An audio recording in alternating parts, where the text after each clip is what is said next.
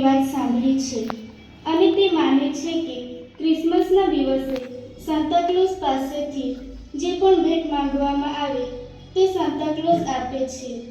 તેથી તે રાહ જુએ છે કે ક્રિસમસના દિવસે સાન્તા ક્લોઝ આવશે અને તે તેમની પાસેથી લેપટોપ માંગશે, જેથી તે વિડીયો ગેમ અને પ્રોજેક્ટ લેપટોપ ઉપર કરશે.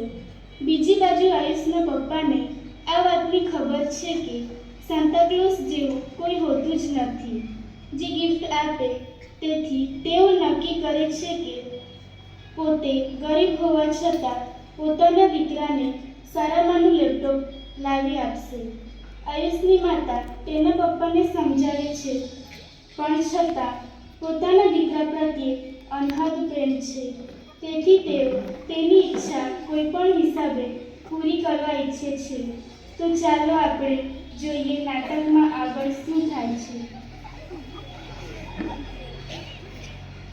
આજે હું લોન લેવા ગયો, પણ પગાર ઓછો હોવાના કારણે ના મળ્યું.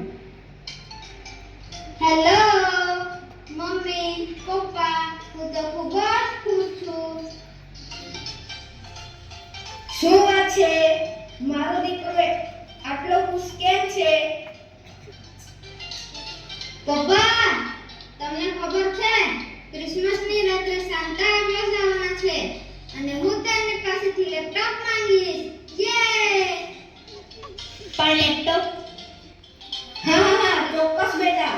સાન્તા ક્લોઝ ચોક્કસ આવશે. ખૂબ મજા આવશે. યે યુ! ચાલો હવે સૂઈ જાઓ. ખૂબ મોડું થઈ ગયું છે. કાલે સવારે સ્કૂલમાં જવાનું છે. તમારે જે વેકેશન પડ્યું હોય તે રીતે બેઠા છો. સૂઈ જાઓ હવે.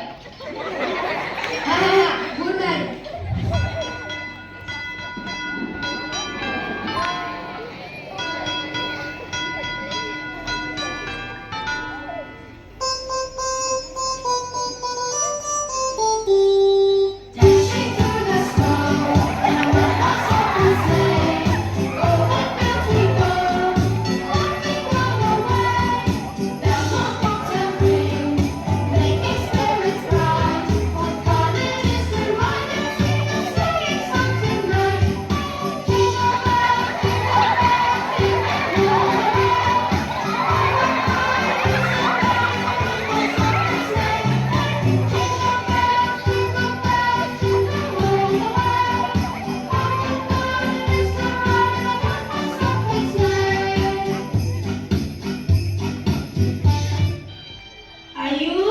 આયુષ, ઉઠ, ઊભો થા. શું કરે છે તું?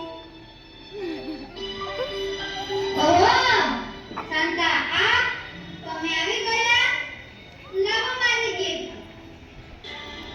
હા, ચોક્કસ. હું બધા માટે ભેટ લાવ્યો છું. તારા માટે પણ છે.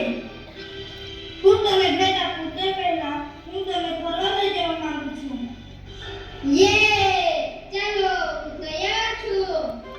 પરમ દિવસે ક્રિસમસ છે, તો તે બાળીસુના આગમન માટે તૈયારી કરી છે? તૈયારી? તે કેમનું? ચાલ સમજાવું. જો ત્યાં જો, બે છોકરાઓ પ્રાર્થનામાં વાતો કરે છે અને બીજા ઊંઘે છે. જ્યાં જઈને તેમને સમજાવો. હા, ચોક્કસ. પ્રિય મિત્રો, પ્રાર્થનામાં આપણે ઈશ્વર સાથે વાત કરીએ છીએ અને ઈશ્વર આપણને આશીર્વાદ આપે છે. તેથી જે સમય ઈશ્વરનો છે તે સમયે આપણે પૂરી ભક્તિથી પ્રાર્થનામાં ભાગ લેવો જોઈએ, ધ્યાન આપવું જોઈએ. હા, ચોક્કસ. ચાલ આગળ. ચાલો. યે! જો ત્યાં ક્લાસ ચાલે છે, શિક્ષક ભણાવે છે અને છોકરાઓ ધ્યાન આપતા નથી. જા તેમને જઈને સમજાવો. તમે અભ્યાસના સમયે ધ્યાન આપતા નથી. તમને કેટલું બધું નુકસાન થાય છે તેનું તમને ભાન છે? આ નવીન યુગમાં અભ્યાસ નહીં કરો તો તમે ક્યાં ટકી શકશો? હા, એ સાચી વાત છે. અમે હવે અભ્યાસમાં ધ્યાન આપીશું અને ભવિષ્ય ઉજ્જવળ કરીશું. જોયું? ખૂબ સરસ દીકરા. જો. ત્યાં એક છોકરી ચોરી કરે છે અને પેલી બે છોકરીઓ તેમના મા બાપને સામે બોલે છે, જીદ કરે છે. હું જાણું છું કે મારે શું કરવાનું. આયુષ શાંતાના કહ્યા પ્રમાણે ચોરી કરનારી છોકરીને અને મા બાપની સામે બોલનારી છોકરીઓને સમજાવે છે અને પોતે પણ મનમાં વિચારે છે કે જે પોતે બીજાને સમજાવે છે તે તેણે પણ સુધારવાની જરૂર છે.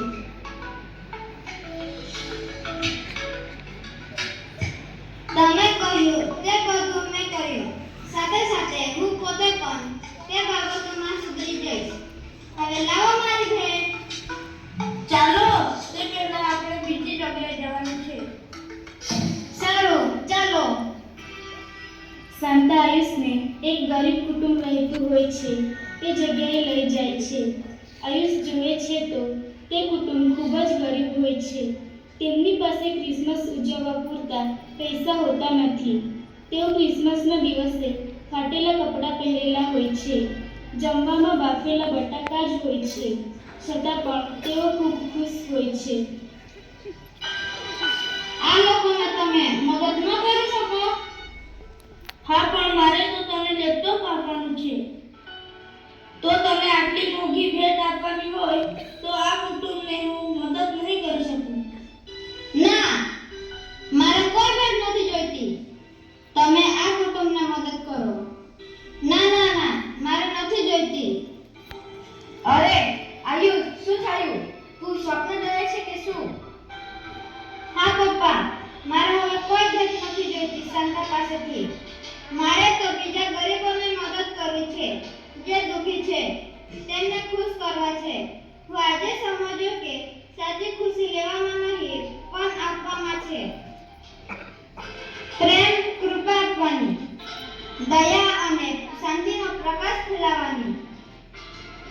તું સાચી નાતાલનો અર્થ સમજ્યો છે. સાચી નાતાલ તે બીજાને ખુશી અને આનંદ આપીને જ કરી શકાય. હા, અને ઈસુના પગલે ચાલીને જ ઉજવી શકાય. આજે ખરેખર બાળ ઈસુનો જન્મ આપણા કુટુંબમાં થયો છે. ક્રિસમસ તો ઉમંગ તરંગનો તહેવાર છે. સાથે સાથે એકબીજાને સમજવાનો, માફ કરવાનો અને મદદ કરવાનો પણ સમય છે. તો ચાલો આપણે આ ક્રિસમસને આ વખતે સાચી ઉજવીએ અને બાળ ઈસુને આપણા હાથમાં આવકારીએ. Thank you. વાહ.